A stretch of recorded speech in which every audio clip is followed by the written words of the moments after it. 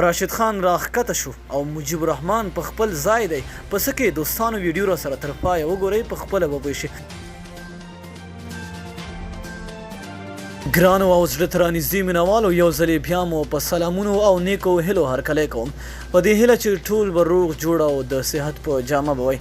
د کرکټ نړیوالې شورا د یو ورځنیو نړیوالو لوبو تازه درجه بندي خپره کړې ده چې د توپ وهونکو په برخه کې راشد خان نور هم راښکته او نهم مقام ته راغلی دی. همداراز مجيب الرحمن بیا خپل 5م مقام په ځای ساتلی دی. د کرکټ نړیوالې شورا یا ICC د یو ورځنیو لوبو نړیواله درجه بندي اعلان کړې ده. راشد خان چې تر نړیوال جام مخکې په دغه درجه بندۍ کې په 2م مقام او وروسته 8م مقام ته راغی، اوس یو مقام نور هم راښکته شو او 9م مقام یې خپل کړ.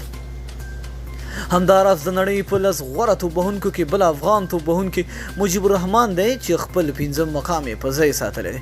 په دغه درجه بندۍ کې د هند جسپریټ بومرا د 290 امتیازونو لرلو سره په لومړی مقام دی. همداراز ټرینټ بولټ، کاګیسو رباډا او پاټ کامنز بیا په 2م، 3م او 4م مقام کې دي.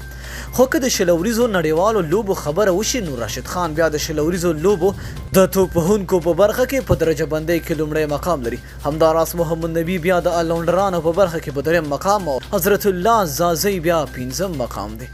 په توپ اچونکو کې تر راشد خان راوروسته بیا مجيب الرحمن 9م مقام لري او محمد نبي په 18م مقام باندې ولاړ دی. په آلراونډرانو کې بیا سمیع الله شینواري په 15م مقام دی. خو په توپ وهونکو کې بیا تر حضرت الله زازی وروسته چې کوم افغان لوبغاړی دی په هغوی کې محمد شهزاد په 26م او محمد نبي په 28م مقام باندې راغلی دی. نو دوستانو څه وجه کیدای شي چې راشد خان دومره شاته لاړ؟ لاندې په کمنټ کې را سره خپل نظر شریک کړئ. تر بیا ښې چارې.